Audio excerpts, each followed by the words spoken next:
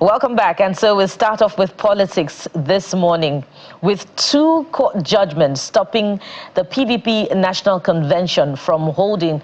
You could say that it's probably a case of double, triple, or many whammy for the former opposition party, the main opposition party, rather, the People's Democratic Party, a party that held power for 16 years. But let's find out what exactly is happening with the PDP, get insights into what's playing out within the party following this recent court judgment. And joining us on the program is former Vice Chairman Southwest of the People's Democratic Party, Chief Eddie Olafeso. He joins us virtually from Akure, the Ondo State capital, this morning. Chief Olafeso, welcome to the Morning Brief.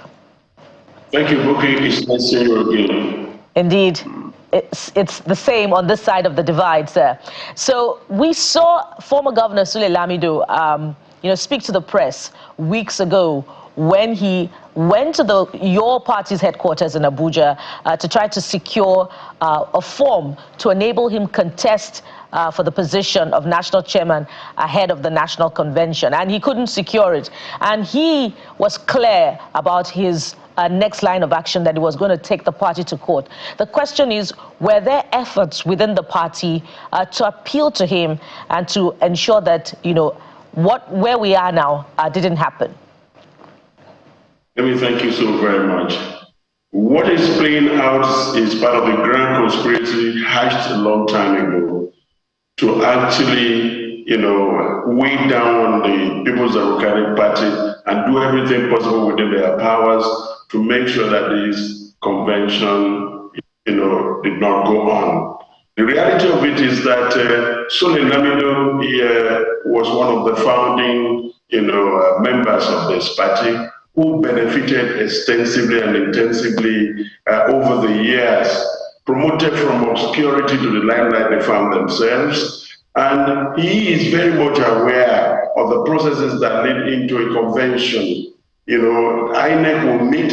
They have not been part of our party for a long, long time. I cannot remember the last time, as a member of BOT myself, that I saw Alhaji Sule Lamido in any of our meetings. In his last conversation with the media, Arise or Channel somehow, he said that he's going to stay in PDP and work for ADC. And along the line, they started plotting their strategy of ensuring that they boil down on PDP not to move forward. For instance, he is aware of the fact that, when a convention will take place, the timetable will come out for people to collect forms, to pay for forms, to submit the forms, and ensure readiness. They will do the screening, and eventually candidates will be cleared to contest. Lamido went away. He never returned. And then suddenly returned when the forms were closed, and he can no longer obtain one. Well, how can you explain that? I saw him shedding crocodile tears yesterday, as if his own intention and whatever he wanted to do was not in the public domain. But for us, no matter how big you are as an individual, no matter how powerful you are, an individual cannot be greater than the party. The People's Democratic Party have come a long way. They have re-energized us by their conspiracy. And we know fully well that all this shopping around for judgment will be a nullity, because the Supreme Court himself already gave a judgment over the issue of party administration and it affects congresses and the convention. And you will see what happened about a couple of days ago when INEC said the body is recognizing the Damagun leg, and all they wanted to do is to scuttle us at all costs by all means. But because they started failing and they will continue to fail, we are going ahead, and we are sure that the 15th and the 16th of November, that is last week, this week, Friday, Saturday, and Sunday, will be devoted to relieving the party.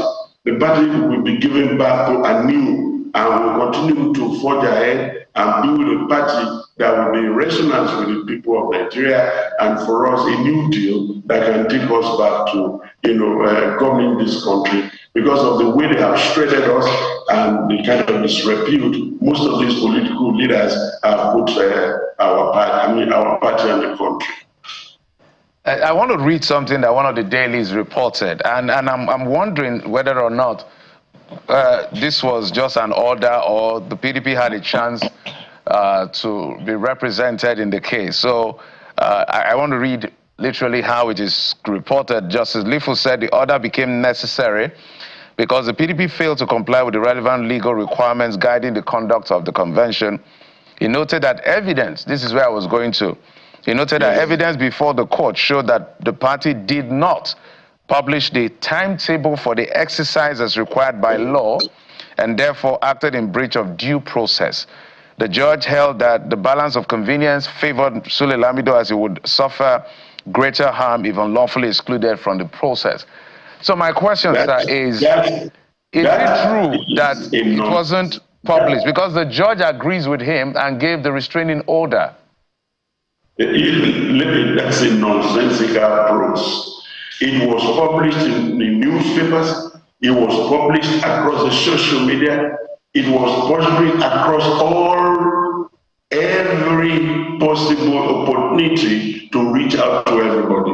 They know what they are doing, my brother, but they have failed at an issue. Yesterday, I was on Channel 7 and I told a few of the key players that it insisted that PDP must fail because they are not driving all the conspiracies, all the internal democracy death they have created by their very, very attitude. And we the PDP have promoted a lot of them beyond their level of competence, and they are beginning to be embarrassment to the country in every form they have participated. How can you ever explain somebody who actually took the party ticket for 2 times, won his election, decamping from the party? Is it in our spirit or is it in our style? Let me explain. The truth is that there is a generation of People's Democratic Party leadership that will not take that kind of nonsense, that insists that we must comply with our constitution, and we continue to punish those people that constantly trample on the rights of other people. In prelude to 22-23 elections, some people were just manipulating the party the way they wanted. Here in the north today, tomorrow in the south, they did all they did. They came out clear that they are going to destroy the party. They promised other people. Look, many of them already have people they are working for. And all they wanted to do is to make sure that PDP will not have this Ibadan convention. And let me tell you, for those of us remaining, including Governor Seyi Makinde, who has taken up leadership in such a way that we confront the demon and we will bring it to its knees, because that is the desire of a lot of our people across this country, and even Nigerians. They are asking questions. When is the party going to move against this law? They are afraid just because they know that part of the conventional responsibility is resetting, recalibrating the party for the future that can actually be of meaning to the Nigerian people. The poverty is too much. The insecurity is cleaning the lives, many lives of our people on a daily basis. Nothing is being done. 12, 13 years after, we're still grappling as to what to be done to ensure that our people are safe. This can't go on, my brother. And that's the reason why PDP must be stronger, must actually confront these demons. Whatever game they play, we are resolved. We're moving ahead without these characters. And they will pay dearly for the consequences of what they have done to the PDP. Number one, Sule Lamido understands what he is doing. This is the same man who unilaterally, on his own, big decision to run for the governorship of Jigawa, ran down the entire place. How many times have we won Jigawa since the Lamido left? It is the legacy of their leadership. A 77-year-old man still thinking that what he can do is to lie to get what he wants. How will he actually present himself to his children? You know, we have to be serious about these things, because politics is a serious matter. It affects lives. We We must salvage our people. We must salvage this country and bring back a credible opposition that can look these people in the eye and say enough is enough. 2 years, our people are wiped out. There's no middle class in this country anymore. No, everybody, we are poor people. Even when you see clothes on people's back, you don't know what they are going through at home. So let me celebrate the leadership of the party, Bala, Mohammed, Sheyi, Makinde, Adeleke, and all our governors that are still left. You know, let me tell you, even when my brother Ayofanye said that yeah, they are all going, we elected them, they didn't elect us. The power of the people is better than that of the governor. The history of the governor is not the history of the People's Democratic Party. For those patrons who fought the military to actually give us the opportunity to be free again, we must do their memory the honor of ensuring that we did not allow this group to succeed. So, this PDP will rise again and take its pride of place as an opposition, like the Democrats did in America. You know, a few days ago, they swept the entire country. That's what we should be doing. If it were in Nigeria, many of the governments would have actually gone to APC. If I may come in there, sir, you have voiced support repeatedly in your commentary for efforts of the governor of Oyo State, Seyi Makinde, to chart a way forward for the party through this planned national convention that is now in contention. But repeatedly, we've also heard reports about state chairman of the party, voicing grievances about his handling of party congresses. And some would say that what the PDP is going through now is self-inflicted. Our guest in the newspaper commentary referred to that. So it appears as if those who are also planning this national convention for your party are also part of the problem. Let me tell you, there has been a conspiracy constantly. No matter what decision we take, they will find faults, they will fight it, they will pitch the people against the people. And in an environment this extremely poor, it is very, very easy to induce. They are unfounded. Where are their facts and figures about the interference? It is they trying to ensure that they do everything possible to create crisis in the People's Democratic Party. The solution booking is our convention taking place, starting all over again. We know the challenges ahead of us, the enormity of rebuilding a party that was handed over to hyenas, and they have done what they needed to do with it and to sanitize it all over again. But we are equal to the task.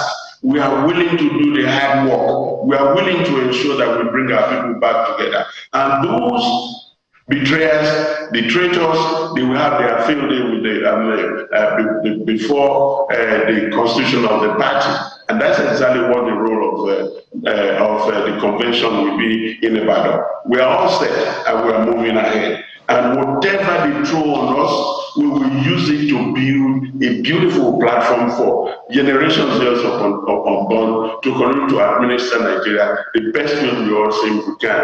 They are all just lying. Lying against Makinde is a fashion. When you are afraid of somebody, you try as well to put him down. But how can you put somebody doing well at home and abroad down when he's doing his ultimate best to ensure that the party he met that favored him with a ticket is kept alive? They want him to join them so that they can destroy this legacy. But he has chosen a path to actually drive this to the nearest, destination of ensuring that we are back as to ourselves. He said it repeatedly that, listen, what is important is to put our party back, reorganize it, harmonize it, bring it back together as a winning party. And that's exactly what we are doing. All the other dramas and all the lies are unfounded. And time will tell. And you will see that it is they that are lying against the people, and the people will have their day. They are going nowhere. I tell you, they are going nowhere. They are failed avenues. Okay, sir. The legal conundrum and the legal landmines are all over the place. And it looks like one day, one trouble for the People's Democratic Party. For onlookers and political extrapolators, it looks like it's quite clear that the idea or the end game is to make sure that the party doesn't have a candidate. That's on one hand. On the other hand is whether or not the party is following its own guidelines and its own constitution and rules. On the other part, again, the Federal High Court has said, do not hold this convention, telling everybody who's supposed to monitor, do not monitor, because the PDP has said congresses were not held because there's an argument of which congress is being recognized. Perhaps that's the argument. And then the State High Court, which perhaps doesn't have jurisdiction, has overturned courts of concurrent jurisdiction. So it looks like a coordinated chaos in some sense. So when you say you are moving forward, what are you going to do? Because these things will resurface as a trigger to maybe botch whatever it is you're moving ahead with. Thank you very much, my brother. And the reality of it is that we're within the confines of the laws of the land, and whatever it takes to ensure that we arrive at destination, ensuring that the Constitution is respected. If a judge in his own mind thought that the decision of the Supreme Court over a matter can be brushed aside without taking cognizance of the fact and the implication it has on democracy, then in effect other judges will frown at that. What is at play is exactly the interpretation of the Supreme Court judgment over Plateau in the pre-election matter between Muftank and the current, chairman of APC. And it is already determined that the party should be allowed. That it is, the judge, I'm talking about Justice Amatosha, even gave those who come before him, or those that is fronting for, what they did not ask.